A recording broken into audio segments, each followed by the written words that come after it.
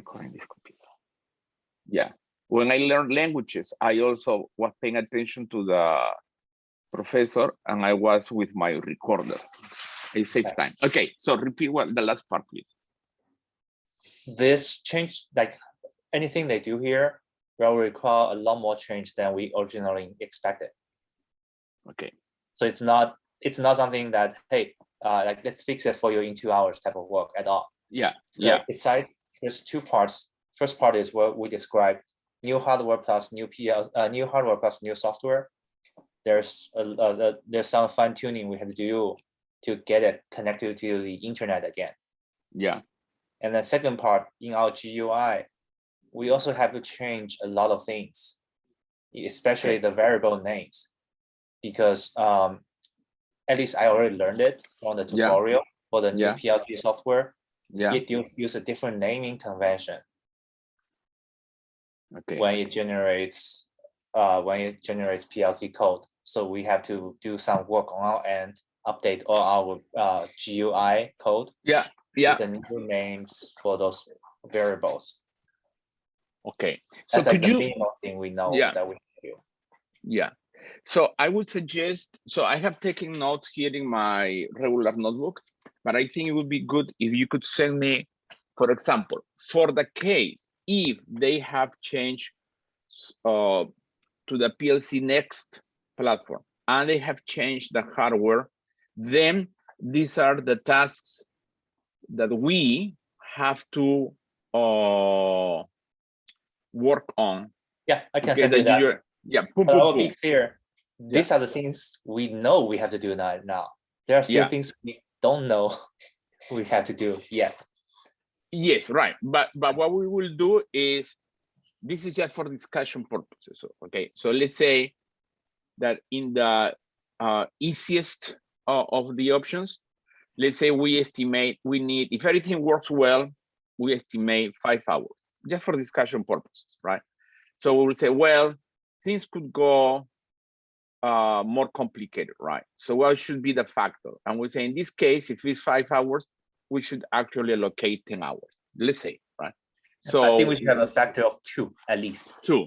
Okay, fine. And also, also like I would write for both scenarios. Yeah. If they use old hardware plus new software, I will give it at least 20 hours. Yeah. Since I tried it before and it didn't work, it definitely is something a lot harder. Yeah. If it's new hardware, new software, it's probably kind of straightforward. Yeah. Okay, fine. Yeah, do that for me. So I explain. I will not talk to him about the number of hours. I will just tell him about a lot of effort, medium effort, or maybe less, because he doesn't need to know the number of hours that it will take us. That's something that I discussed with Billy. Okay. Okay. And they are very, very they're working very hard to get the system working. So I will tell Billy, if you need this, like, I don't know, in 2 weeks, you need to help us to help you. He will understand what I mean. Okay. Okay. So so that was the point number 1 here in the screen. The client has acknowledged that they have a working GUI, and although there may be some additional adjustments, they will pay the 4th of the 4 payments. Yeah, because the last time he told me, Julio, first I want to get the GUI working. So he acknowledged on Thursday that that's the case. So he will pay. Okay. I will place the order to pay you tomorrow. So in a few days, you will get your 4th payment of the 4 payments. Okay. That's good. Yeah. And can you also send me either the PDF copy or a photocopy of the 1099? Oh shit! I didn't send that to you. Send me any like digital copy. That would be fine. Yeah. I'm really sorry. I thought I had written to you about that. Yeah, you did, but there was no attachment. So. Okay, sorry about that. Okay, I will do that today. I have it here in my folder for sure. That's great. Okay, yeah. So and are you also going to work with Iris, the like the accountant I recommended to you in your tax return?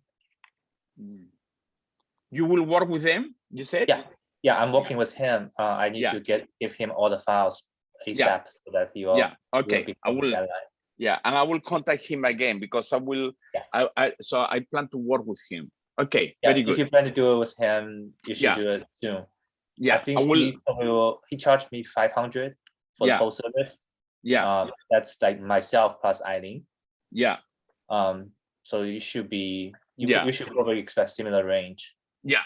I will. I will. It's worth because yeah. Yeah, it's I will. so much easier. And Yeah. Yes. I'll contact him.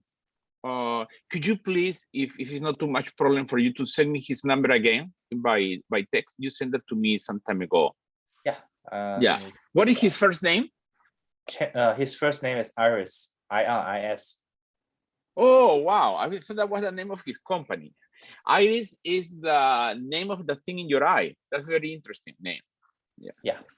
Okay. I'm going to send it to you right now. Yeah. Okay. Very good. But I call him by his Chinese name. So Yeah. Yeah. I bet you're friends, right? Yeah. Yeah. What is his Chinese name? Xing. Qin. Okay. Yeah. Very good. Okay. So then with respect to the tracker, they have gotten it working in the field by they collect some unwanted symbols. Yeah, I saw the email. Let me Yeah. explain to you, and you probably can tell them. Yeah. I think what happened, it's not things moved. It's calibration station run out of battery. That's Yeah. I've Yeah. seen it. It's usually with that case. Yeah. Because now we have like the calibration station that's fixed. Yeah. That one actually consumes a lot of power. Yeah. So when that one runs out of power, that's what we expect to see. It's Yeah. like those random numbers. Because Billy told me that they were planning to buy bigger batteries or put more batteries. So I have to tell him, actually, Billy, He's right. you are right. Just put more batteries, especially on the calibration station. Yep. Yeah. Yeah. So that's to solve the whole problem they have. Yeah. Okay. I'll tell him that. Okay. So the calibration station is the one that is not attached to the well. It's the one that is not attached to the well, right? Correct. Yeah. Okay. The number 3, the client and I discussed the awakeable tracker options, the 3 about which you and I talked before, and he's open to do the one that you and I want. Okay. I explain. Okay, which is, so let me open this. Hold on. Like the fixed time one. Yeah. But hold on.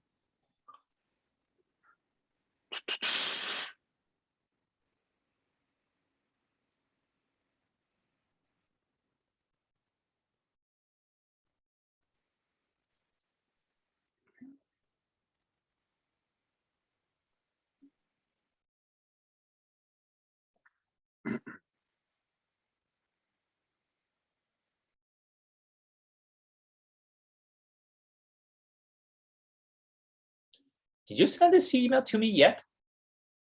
What? This email. The one that we're looking at? Yeah. Yes, yesterday. But or the day before yesterday. Yeah. Let me see if it's the same one I'm looking at. Oh, it's the other one. Okay, I saw it. Yeah, hold on. Sorry. Give me 1 minute, okay? I will find the file. Okay, so that's here, I think. I have several projects going on, and that's good. Yeah. Oh, yeah. I am busy. This is good. I'm busy. Okay. So busy. So.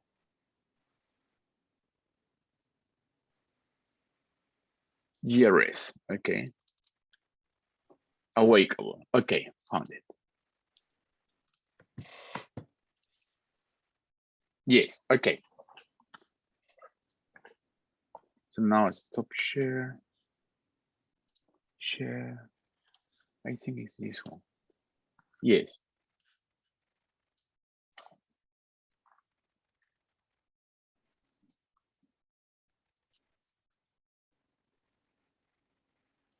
Okay, so there were three. The first one is that tracker perceives its position once a day and transmits the data also once a day to Houston. That's the one. Okay, so that's the one. Yeah, Cool. The second one was tracker perceives its position once a day, but transmit data only when asked. That was more difficult. And then the third one was tracker is never dormant, perceives its position frequently, but does not report unless it's asked. That's also complicated. So I explained to him the first one, and I created the table about how we were going to connect that to his logistics. And he liked the logic, which is this table here. Okay, cool. Okay, so that's the one. So now his question is, okay, he said, no problem, he can do that, okay? But then, hold on. So what is the email? Yeah. So now what he says is, so everything as option one is okay, but he wants to know if it's possible to get it sending the information more than once a day for this particular situation. What happens is, imagine they have a high bay or a storage place where they keep, let's say in Dallas, the north of Texas, they have this facility where they have hundreds of boxes with a gun, right? And that's where the system has to send information once a day to Houston.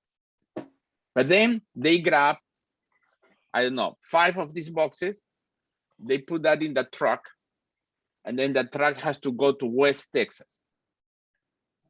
So they would like to know if it's possible when that is happening to transmit twice a day. So, And then hold on. And then when finally it's in by the well, right? Then the crates will be moving around. So he's not saying that it has to be this way, right? So he's asking us, you and I, as the consultants, right?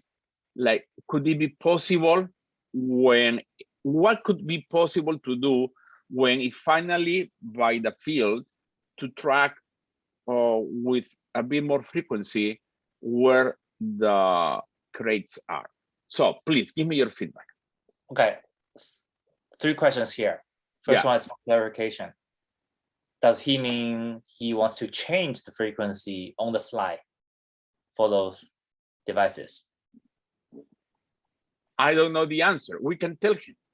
So what would you say? What would suggest? Because what I'm hearing you telling me is not a question. What I'm hearing you telling me is, Julio, we have to tell them how he will have to do it, right? So tell me. Well, right now we are trying to define the problem more clearly. Yeah. The scenario you described essentially means those devices will report at one frequency when they are in one place, and report at a different frequency when they are in transit. And maybe report at another frequency when they are at a different location. To me, it sounds like that way. Yes, actually, right? The way you have explained to me, yes, it sounds that way. So that in that case, the ability to change the frequency on the fly. Well, an operator, we have to, I don't know, click a button so he can change the frequency, right? What do you think about that? So that's how I understand. Scenario described. That could be done. It's just more work. And than our original proposal, but that could be done. So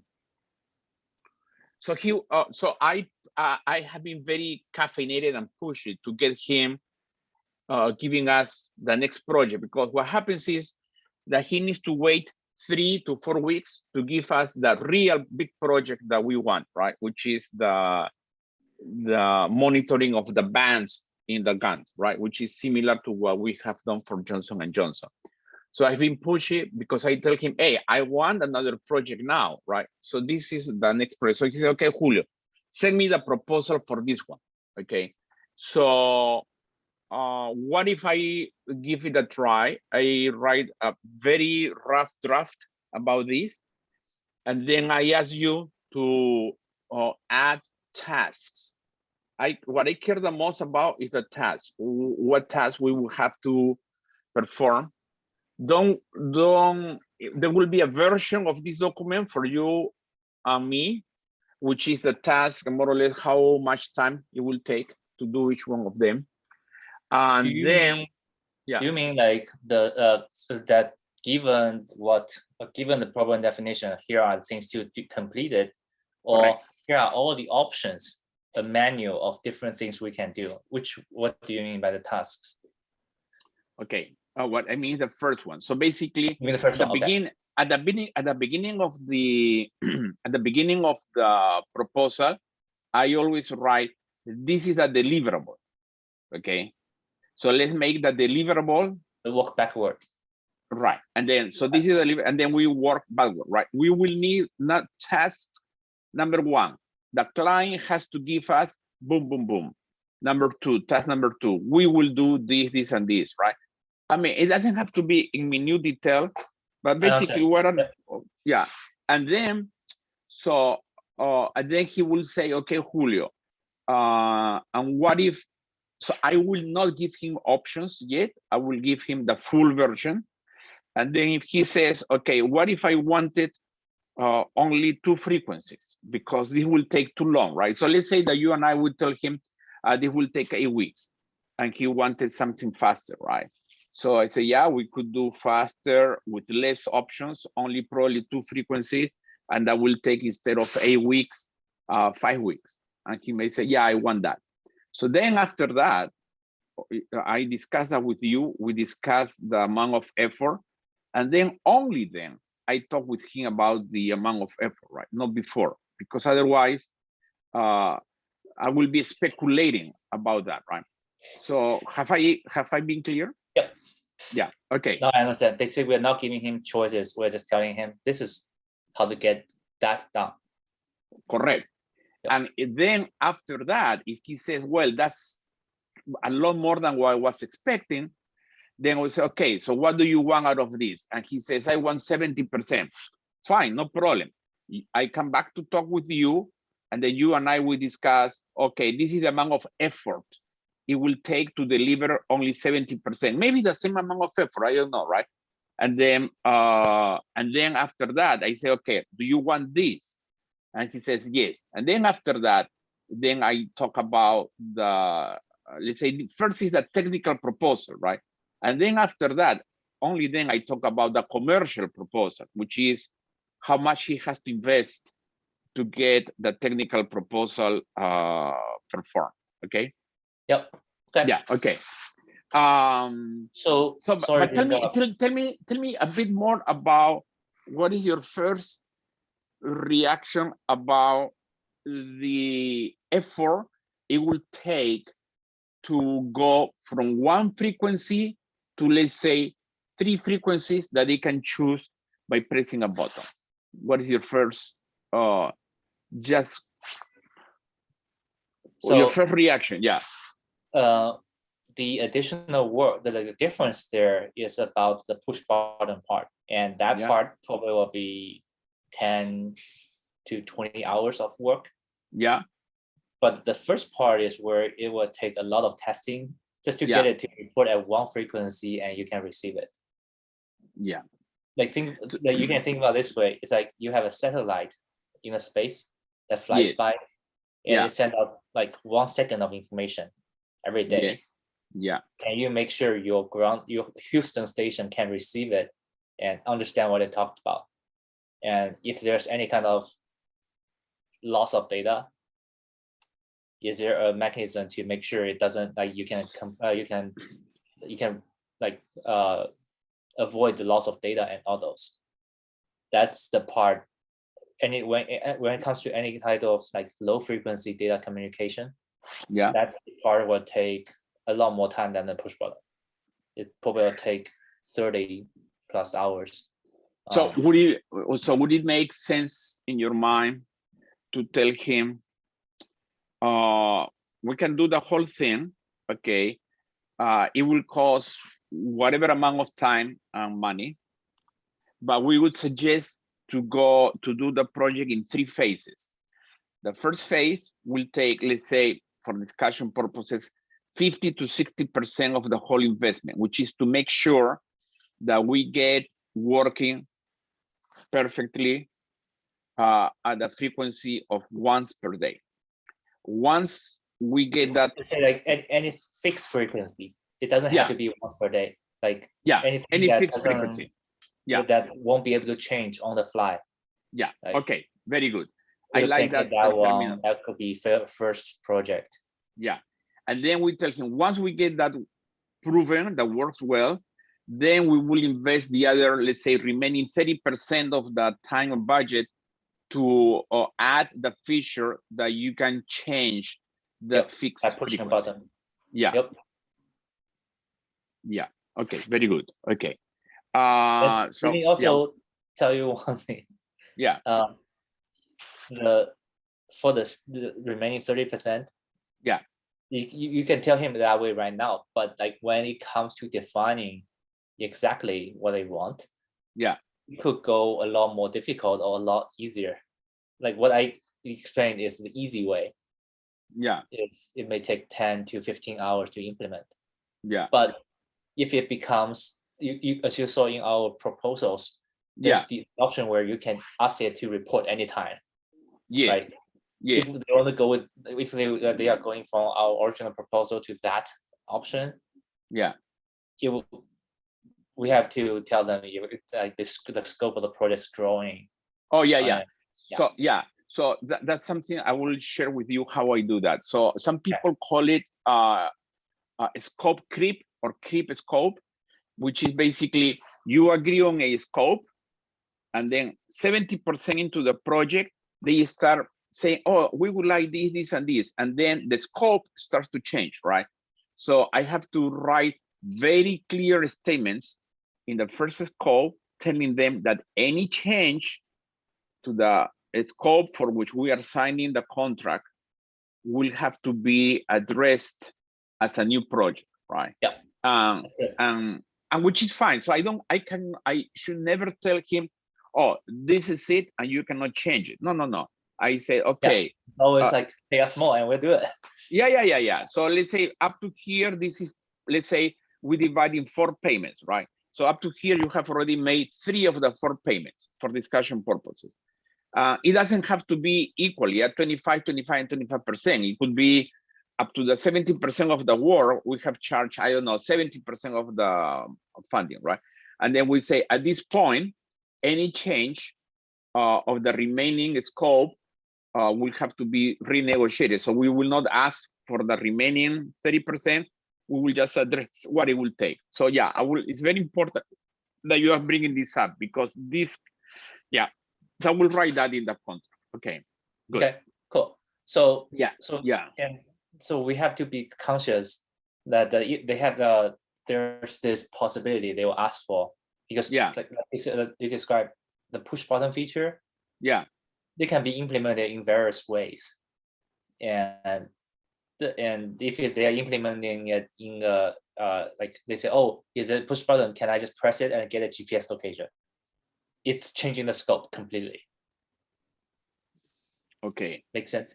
But if it's oh, I want to push that button and then you went from reporting once a day to twice a day, it's one thing. But if it's oh, I want to push a button and I get a response in real time, it's a different thing.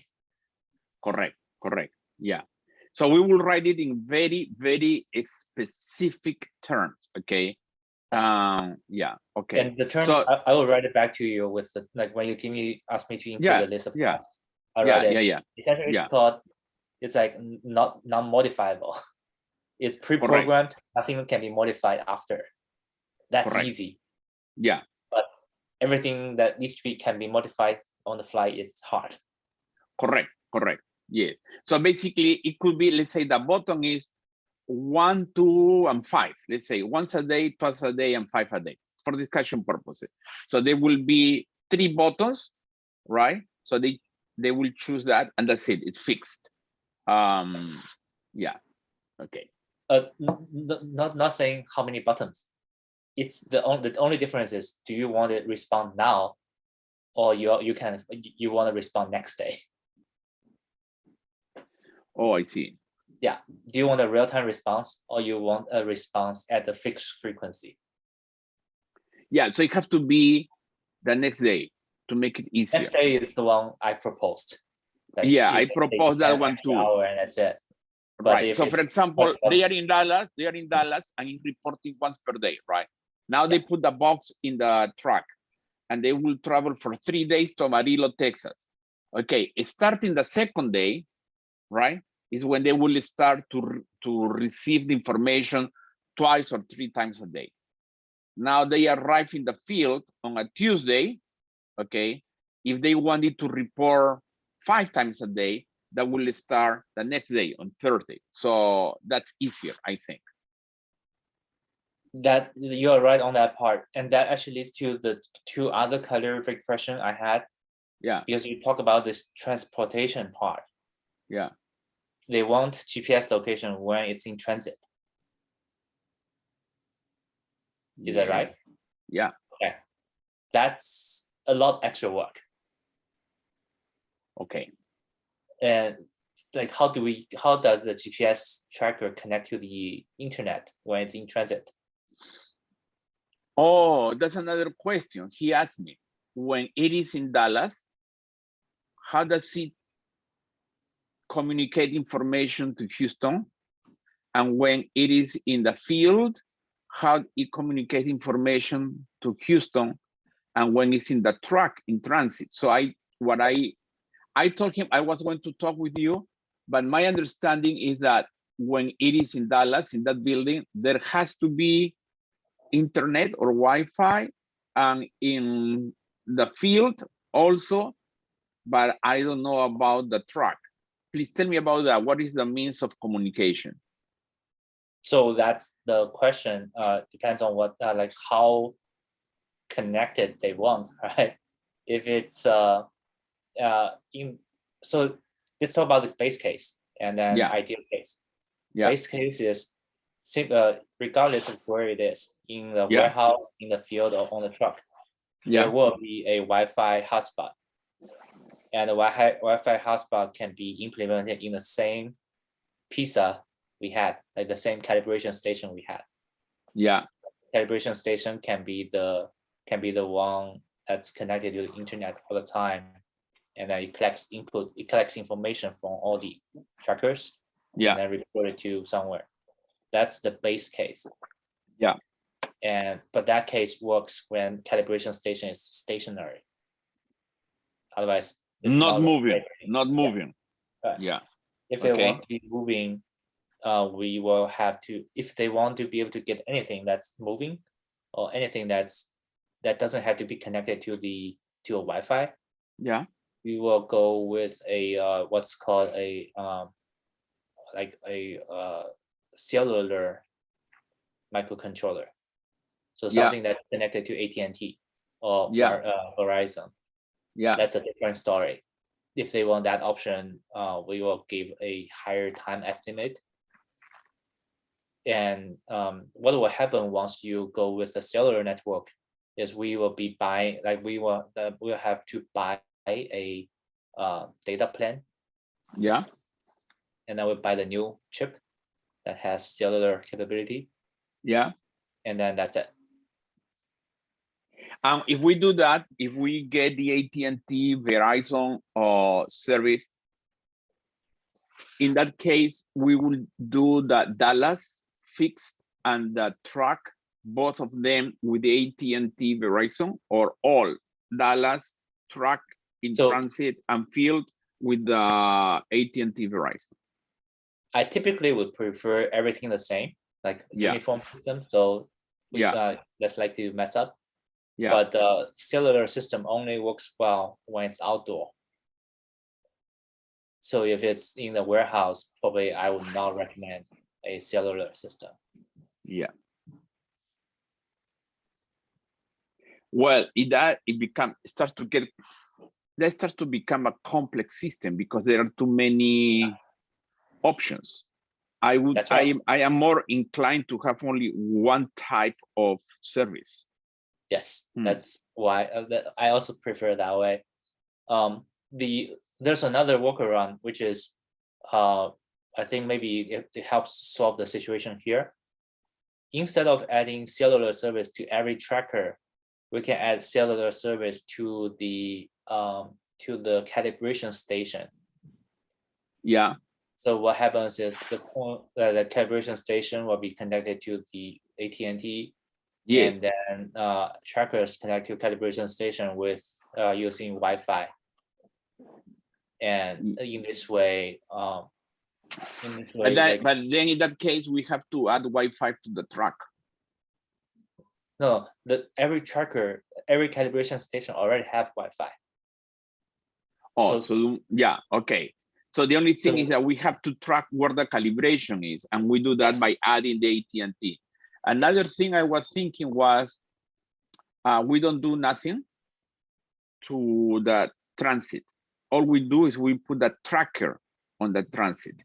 So when the crate, that's a great idea. When the crate goes on top of the truck, the operator has to say that crate is in a truck that is connected to this That's actually more complex. More if in the crane you have multiple if you in the crane you have multiple trackers. Yeah. So basically trackers are attached to the machines, right? Oh no. What I mean is the tracker, we don't use the regular tracker that is attached to the crate that was in Dallas. We don't care about, we ignore that for the next 3 days as it's in transit. So all we do is we track the truck. Okay, so we put the tracker on the truck, and then but the operator in the database says these 5 boxes, right, are in this truck. And what we do, we just follow the truck. Yep. So we don't need to track the specific crate. We just track the truck. Sorry for the accent, but it's difficult for me to pronounce differently track and truck. So, okay. And then it arrives in the field. Now they take the crates out of the truck, right? And that's when they push the button in the crate, and now they change the frequency to 5 times a day, right? So maybe that's easier. So we will give him, I will draw a diagram, but you and I will have to review that to make it look as simple as possible. No, not simple, clear as possible. So and we give him the, we explain to him the amount of effort. Okay. Yep. Good. Okay. So yeah, let's do that. But I actually won't recommend anything that involves human operations, because typically that's where they will say, oh, like it didn't work, and you will say, well, you didn't press the button when you were putting on the truck. It's personal recommendation. Avoid anything that needs human to do anything. Okay. Rather than like everything is automatic. Okay. Hold on, let me write that down. There's also a third clarification question. Which is, are they talking about implementing those features on the tracker we built so far, or they're talking about the new tracker? It's up to us. Okay. What would you prefer? Let me think a little bit about it. The criteria I have in my mind, if we buy any tracker, it probably won't be as accurate as the one we set up. But our tracker won't be any more accurate than any conventional tracker when it's in moving. So like our tracker works when stationary, and it's very more accurate than regular cell phone GPS when it's stationary. But when things start moving, it's like our tracker is not any better than. And I think all they need, so all they need when in transit is just to know basically in what truck it is, right? Because, or where in general it is, right? They don't need a precision of a few meters. They need to know, oh, it's more or less in Dallas, is more or less, So we will write that in the like I will make sure we add that term in the proposal. About the range of accuracy in the deliverable. if it's in a warehouse, if it's in the field, like what kind of accuracy they should expect. Yeah. Because Yeah. especially because if we are going with cellular, like anytime we add a new communication layer, Yes.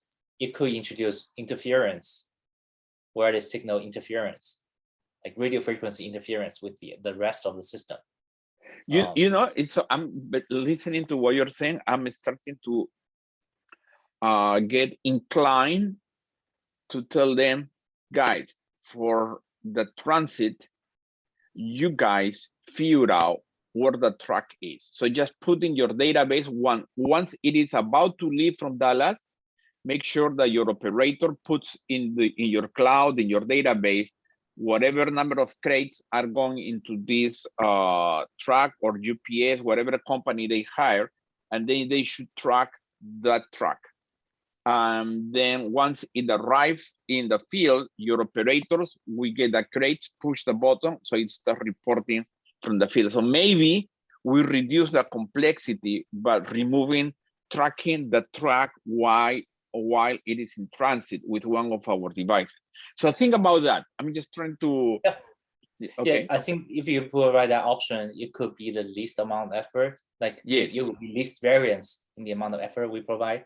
Yes. And also it could be like faster and cheaper for them. But Right. like if they actually want to implement something more automatic, Yes. like everything very automatic and everything like that Yes. works in both stationary places as Yeah. well as moving trucks, we'll Yeah. be happy to do it. Because in the end, we gain experience and that helps us, like Yes. it's something that we can sell more in the future. Right. So, Right. we'll be happy to do it, but we Yeah. just need to be very clear. It Yes. is harder Yeah. when you have something So, moving. but in that case, if they say they want that, actually they will paying us to deliver know-how that we can use for the mining. And I will tell you about what's going on with the mining. So that will be good for us, right? So, Yeah. but we will, okay. So like once you start the document about the technical proposal, I will add in those as like possible, like not in the initial project. Initial project is fixed frequency pre-programmed yes, device that works in a Wi-Fi network. Yes. And then extension will be, oh, you can make it moving. You can make it like be able to connect, be able to report over cellular network in no Wi-Fi places. Yes. And like all these others. Yes. I can make sure we add those in. Yeah. That's like extra. Okay, I will work on that today. Okay, so I will send you that. Okay. Sounds good. Yeah, then yesterday I also got the verbal commitment from the client. I'm reading the number 4, okay? That he's open to give us the project to persist the bands in the GANs. But they will give that to they will give us that project in 4 weeks from Thursday. He wants to have Jeff completing the implementation of the whole system inside that trailer in the coming 3-4 weeks. By that, what he means is to have the GUI and everything that they are building with a automation system that is grabbing the guns and putting that in the gun builder. He wants like his first working version completed, right? But that's not our work. That's not our job. That's Jeff's job, right? So he's working on that. And once so this is Billy telling me this, right? And then once he has that, then he will give us the project to identify the bands. And what else did I understand very well why Billy is proceeding this way. He wants to show his managers the full basic working system, and then he would add the other features. Because if he tells he's a VP, right? If he tells the board, hey, now I want to get these guys in Boston doing this other stuff, but I know the board or the CEO, he will tell him, but it's the first basic one working. So that's why he's very focused on this. So it's not that he will not give us the project, he will. It's that he needs to show his managers that it's working. So, but now, and I think this goes back to the very first point about the PLC Next I will call Jeff right away to figure out what is the situation with the, you know, how he has, what he has changed, right? So I think based on that, I will write a summary that I will send to you, because I think everything that we have discussed, we have to figure out what Jeff actually needs to give Billy what Billy needs to show his CEO that his basic system is working, right? So I don't know how the GUI PLC Next affects the deliverable that Billy has asked Jeff. So I need to talk with Jeff right away about that. Am I confusing you? Nope, understand, and I will write that like basically the two scenarios to you. Yes, yes. Right after our meeting. Yeah, very good. Yeah. So that's about like getting to this one is basically you're talking about in 4 weeks we are expecting the AI camera project. Is that right? Yes, yes.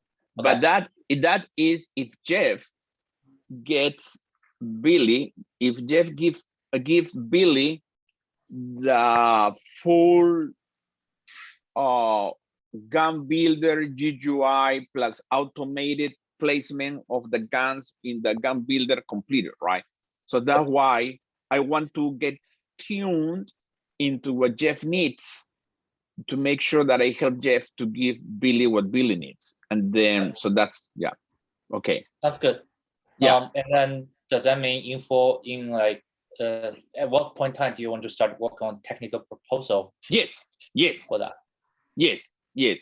So let's say the second half of this week, I will start writing that very coarse draft. So we have that ready for the gun build. Or maybe it's easier to have a conversation like the one we have just had, just to talk in general terms about how we would structure the project for the band's perception. And then so after that conversation, we do that. Yeah. Okay. We can definitely have that conversation, but can you do this first? Yeah. Get a couple pictures, images from Jeff about what those bands look like, and get at least 3 types of pictures. Yeah. First one is what the bands look like normally. Yeah. Second is what the bands look like when it's in the machine, or like wherever they want us to do, at the location they want us to detect the bands. Yeah. Third one is when the bands are like, when those guns are dirty, or like what's the worst kind of I understand. Something that's in the worst visibility condition. Right. Now remember that we will have to perceive the bands only inside the trailer, right? Are those new guns or used guns? So they don't all the guns. Yeah, all the guns are like brand new, old. So the gun has a shell, and they reuse the shell. That's why we need best case scenario. Yeah. Because there may be cases where the gun is like worn, dirty. Yeah. But also I think I have to add to this that the pictures have to be taken in the regular lighting inside the trailer. That I don't think it helps us to get the pictures when they are outside under the sun or next to the well. It has to be inside the trailer. That's a good idea. So that then we had to specify this is some device, like here's a working condition. It works.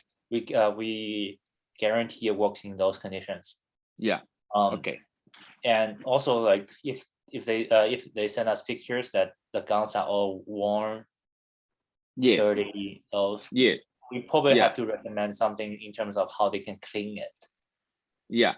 Because we should not expect a camera to work really well when the band is in a less visible. Yeah. So keep in mind something, that the guns will come clean, really clean, from the crate. And then the guns new, are right? gonna be put, say that again? But they are not new guns. They're not like manufactured. Just Right. manufactured, So that's the only part that I used. don't know, right? That's the only part I don't know, if they look worn or not, but clean. So in the oil field, clean means that they don't have mud, oil, stuff that would cover the bands, right? So that's the part that to me, scratches. right. Like, Right, but if they have scratches, we have to know that, right? But the Yeah. thing is that they will come out of the crate the cleanest possible, which is when you take them out of the crate, right? And then they will be placed inside the trailer in a rack, right? And then the automation system will grab each one of them, will rotate and put them inside on top of the gun builder. So if you can ask them belt. for the video of that machine, whole machine works, Yes. it will help us define where we should place our cameras. Yeah, but you and I, we already have the video of the gun builder. Oh, you mean the video you were showing me before? But that one Yeah. doesn't have like video about how the gun gets from a rack to the machine. You just have guns. Yeah. But we will. So our cameras have to be on the side of the gun builder where the gun like is about to. Right. So before it gets into the assembler, and then after, I think one camera before or two cameras before and one camera after. But it has to be, I think, on top of the gun builder. Yeah. So you're talking. So essentially, this is a confirmation or like a quality assurance system. It's not to drive the machine that's picking guns off the rack. It's not yet. That's the next project. I want to charge them for. So that's the AI project, because the other project, which is to perceive the guns as they are in the rack, that's a lot more effort, right? And that I told them. So for you and me, okay, that's more related to the Johnson & Johnson project, because that's what will give information for later doing the data analytics. Okay, so because we will know what is actually arriving inside that trailer and all of that. Okay, cool. Okay, that's good. Thanks for clarification. I was thinking about the rack part. No. This is specifically for the feature of the GUI, where we know that the way the words that I have chosen to explain this to Billy, where this will allow us to assemble different types of guns. That's the way I presented to him. And then he asked me several questions. What I meant by that, different types of guns is, in the array of guns, you always have to have the same diameter. However, in the GUI, you can choose for the same diameter, you can choose 1 band, 2 bands, 3 bands, 5 guns, and the number of guns with different number of guns. So those are the types, right? So I told him, we cannot run that feature of the GUI unless we have a system that perceives the number of bands. So a system that perceives the type of guns that we are putting in the gun builder, right? So that's what we are focusing on. Okay. Yeah, sounds good. Yeah. So we'll be talking about this part, like this is called quality assurance camera, right? Not the inventory management camera, right? Like it'll be inventory management of what's on the rack, which one to pick next, and then this part is to confirm you pick the right one. Right, but if he wants us to actually do that for the rack, we can do that. Okay, no problem. I will just tell them. I will tell him. I will do that in 2 phases. Let's first address the perception of the bands by the gun builder, and then we do the perception of the bands by the rack. And that perception of the guns by the rack actually will help the robot, their automated system, because then the robot which will have a different PLC. I already told them we will not develop PLCs for them at all, because that's based on your suggestion, right? But let's say that robot has a PLC. That PLC will also want to know what type of gun it has to grab and if it's actually doing that. So that's what I call the AI system. That's more complicated, right? But yeah, we can do that. Okay, yeah. So and then there are two more things that I want to tell you. One is that do you have like 5 more minutes, or you have to go right now? No, I have a few minutes. Yeah. So I have invested a significant amount of time talking with mining companies in South America during the past weeks. You know, this business development takes time, but I think I'm getting much closer to a meeting with decision makers in several mining companies in South America, to whom I will present the capabilities of our team. Okay, now let me explain to you in more detail the logic. Okay, so basically what I'm selling these people, so there is a consortium of mining companies in South America, and this consortium so each one, imagine the MIT Energy Initiative, something like that, but it's not academic, this is business. So all these companies pitch some funding into this organization, and this organization tries to look for, tries to find solutions for these, let's say, grand challenges. If this organization, let's call that consortium, finds potential good solutions or companies that could solve the problems, then there are two options.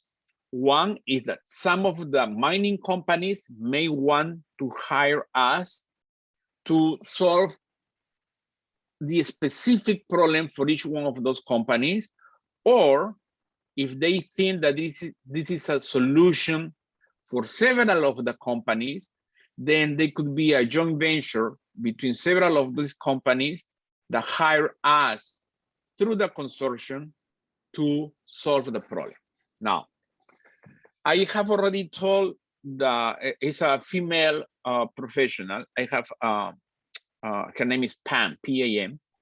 So I have already told her that I have noticed that in some areas or some industries, especially in South American mining, they don't care too much about our business model, that we do the engineering and then we pass the know-how, blah, blah, blah, as we do with J&J, the oil company in Houston. And I have noticed that many of them, they just want to have the turnkey. So I told her that you and I, we could actually give turnkey solutions, no problem, okay? Which is what we are aspiring to do, right? That's what you would like to do more, which is a product that we deliver. And I told her that means you're talking to the operator then. You're not talking to their engineering arm. You're talking to their operator arm.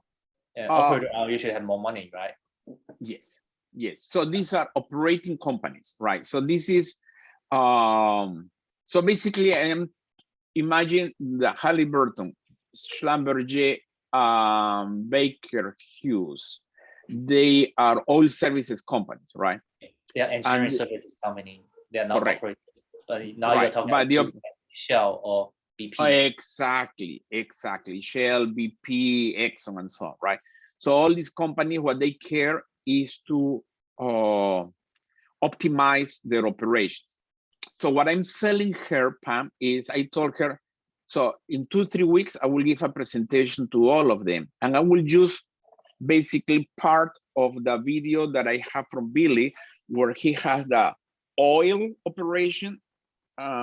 Then you have there, for example, 12 operators running one activity, 12 engineers here, 12, 6, 7. So let's say 20, a crew of 20 to run an operation, right? And then how our technology can reduce that to 2 or 3, blah, blah, blah. So basically, I will tell them that we can develop turnkey solutions that will increase the efficiency of their operations. And because, as you very well have perceived, these are the operating companies, they will say, wow, you are doing that for the oil and gas. So what could you do for us, right? So then in that precise moment, I have hired a guy as a business development person who worked past tense in South America for about 15, 20 years for That's many, great. yeah, many mining companies. And I have hired him. He's now in Boston. He has just moved to Boston, okay? And so, but I will pay him a, you know, when you do business development, there is a percentage that you pay for the first contract and so on, right? So he has the motivation, right? So, and he is the one who has found these people, right? So that will accelerate. So the conclusion, to converge to point, is that I'm working as hard as possible to create opportunity for us to extrapolate from what we are doing from J&J, Billy, to actually build products right now. For example, this discussion that you and I are having about the tracker, not to track the crates. I feel very strongly that I can sell that to the mining industry because they have to transport equipment. So we can give them basically what you and I will put together for Billy. I just reframe that. And then I say, hey, here, this is one solution. Do you want that? But the difference is, so I don't know yet how we would do that, right? But there would have to be some funding from them so we can develop that. And then we will find whatever we need in order to fund the production of some volume, right, of these devices. So we will see. But I just wanted to let you know that I feel like I'm working well towards that development. And when the time comes for you to join any of the conversations, I will be very glad to invite you, okay? But not yet, because I'm still getting them to say, yes, I'm interested. And then we can talk about the more technical logistic, okay? Let me also share with you like something I learned by working with those mining companies. Yes. We also have several projects going on now inside MathWorks. Yes. With those mining companies. Yes. That's how I know they are operators, not engineering firms, because they pass our engagement, our projects to a consultant. They hire consultants to lead the project we are trying to do with them. And two things I learned from that. First one, reducing. Wait. Sorry. Let me understand this well. What do they? So your clients give work to the operators. They talk to your company to see if they can buy software services from you, but they also hire consultants to do what work. That's the part I don't understand. So they are doing some of those AI work, robotics work on their mining vehicles. Yeah. And they told us they are working on it, so we went there to present to them. We show how our the MathWorks software can be used in the process. Yeah. And then they're like, great, we love it. And then when it comes to purchase, they say, okay, we have an external consultant, pretty much like us to Billy type. Yeah. Like talk to him, he will make all decisions. So it's true that when it comes to operators, they just want turnkey solutions. Yes. And they may very likely rely on external expertise to develop that turnkey solution, rather than something like, we're going to help you, like we are going to give you the know-how. They just want turnkey solution. Right. So what I'm hearing you saying is that probably, in an analogous model, we would be those consultants that the mining companies trust to implement, integrate. Yes. That's right. So I usually try to sell them the turnkey rather than the knowledge. Yes. Yes. That's the first one. Then the second one is what we learned about what we learned from those the mining companies, what they care about. if it's usually not just about efficiency doesn't equal just doesn't is not just like 100% about reducing human operators, number of human operators. They also talk about those. They talk about, for say, when things go south, how fast can they know it and respond to it? And human operators on site usually causes like slower response to bad things. Yeah. They're talking, this is a mining site, so they want to know any risk really, really fast, even before it already happens. Yeah. Okay. And the human is usually the obstacle in this process. Yeah. Very good. I'm writing that. So that's that what you have just said in the last 2 minutes is a new perspective that I had not thought about. That's so this is good. where you can when you're pitching to them. Yeah. In addition, like usually when you just talk about from 12 people to 1 people, yeah. It may work in the US, but it may not work in other countries. Correct. Correct. But if you talk about like this, the reason why we want all the IoT sensors, we need all those AI in place, is to be able to detect and respond to emergency events. Either those emergency events can be in different ways. It could be like life and death type of thing, like dangers. It could be theft. It could be like infrastructure deterioration. Like all those different situations, being able to respond it with be able to detect it accurately, rather than just like you can imagine a scenario like when one miner see, that's not right, he bring up to his manager. His manager said, I don't trust you. Then his manager is not going to report up, and then things went out. So there is another one for your list that is very common in developing countries, which is social unrest. So there are a lot of, so keep that in mind, okay? Because these mines are usually they are far away from the biggest cities. And the farther you go away from the biggest cities, the most, I would say, poverty or people deprived from, the good things in life are. So they are continuously asking the government and the corporations to implement programs that will lift the standard of living in those regions. And when that doesn't happen, then there is social unrest. And then the companies have to literally close very quickly. And that creates a lot of stress, because when they close too fast, so I'm writing, so I will connect what you're telling me also to the context of their social problems that they have. That's very important. That would be great. Yeah. So that's the point I wanted to share. It's not always just about operation efficiency, but a lot of times when you mention those risk management, those predictive part, and those they like, at least when we're talking to those customers in the US, that's what they are really buying. They want that. Like it draws their attention a lot faster. And just say, you can go from 12 people to 1 people.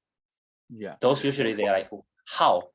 And like we do then we want 5. We don't want 1. Like we have our own way to operate. We don't want just all robots. One question, you. So there is a Peruvian guy who is Peruvian and British. Okay, he was born in UK, but he's a Peruvian citizen too. So he's right now doing his postdoc at Oxford in UK. But he has always worked for very large corporations in South America. He approached me, I don't know, 4 or 6 months ago. He's very interested to have a tool that could predict how high are the chances of having a big social unrest in a particular area. So when he explained to me his perspective, and he gave me a bunch of papers, I read some of them. I told him, his name is Bob.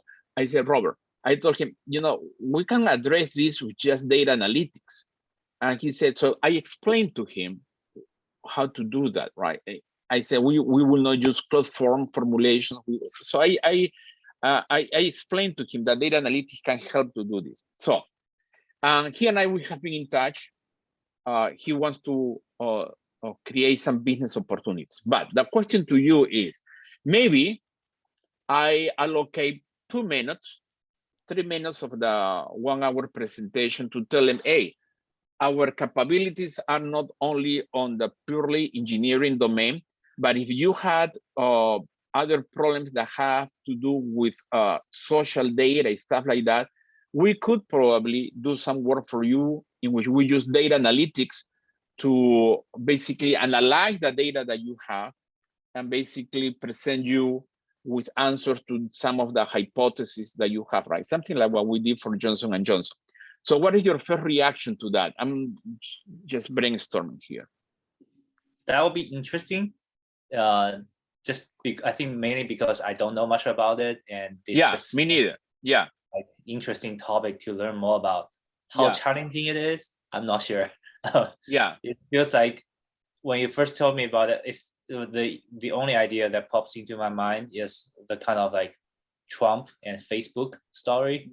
Yes. You can monitor how many people are talking about Trump. Yes. And then different kind of like likes, different kind of emojis they use associated with Trump. Yeah. That's the only idea I had. If you're talking about any kind of like social prediction of social movements and such. But like this Bob you're talking to, probably he's an expert on that. Yeah, he's an expert on that. Yeah. Okay, so I will leave it there. So give me 1 minute because I want to show you really 1 minute of one video. Okay, this is very important. Hold on.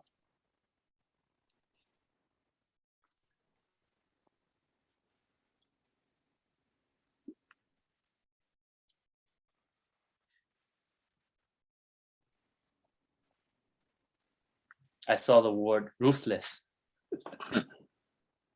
What's this? Okay, so let me explain what you have in front of you.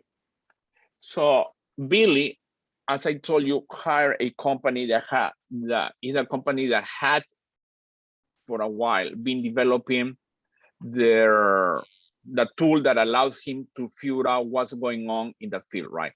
So right now in Houston, okay, he can actually see what's happening in their wells. So very general here on the where my mouse is, they are monitoring some stuff underground. Here you have the tension of the cable. Here you have the speed at which it is moving. And on the far right, you have the pressure in the well.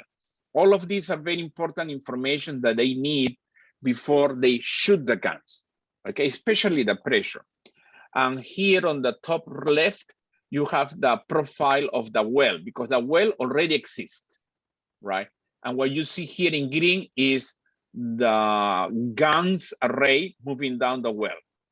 So they have paid this company that has implemented all of this. The reason why I'm sharing this with you is because I want you to perceive where the tracker that we have developed for him goes. I'm talking about the tracker where now they have to put more batteries on the stationary calibration station. The calibration station, okay? So there will be somewhere here where they will put the calibration station because then he will, so all of these are the wells, right? But he doesn't know where the wells are, okay? So the calibration state, the tracker will go somewhere here, and now he will be able to see where the wells are.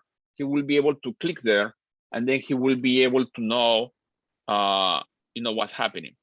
The reason also why I'm sharing this to you is because, of course, I will remove some of these logos, but when we present to the mining companies, I will tell them we could, integrate some of the information that they already have about their operations if they have, but also we could, for example, give them a turnkey that gives them the position of whatever position they need to track. So I will try to talk with them about how position versus time can help them to improve some of their operations. That's for the mining. But for Billy, I wanted to show you where he wants, like as ASAP, to put the well tracker in his system. And now business-wise, what I'm trying to do is to take this business away from this company, ZVision, no, Dipole, right? So my aspiration is that as we move forward with the GUI and the different projects that we are doing for the Gap Builder, little by little, he starts to give us more and more pieces of their operations, and then we would be able to be a provider of a service for them. I just wanted, so he's so open. He had not shown me this before. I just wanted to show you that he's being a lot more open about showing me the actual things that they are doing with this. Okay. Yep. Cool. Okay. Yeah. Okay. So I think it was a good. So please send to me, please ASAP the feedback for Jeff. Yeah. Yeah, for Jeff. And I will send that. I will call him today. I want to get this addressed between now and tomorrow. Okay. That's it. I'll write it right away. Okay. All right. Okay. Thanks, Julio. Okay. Bye bye. Say hello to Eileen, please. Okay. I Bye. do. Bye. Yeah, bye. Bye.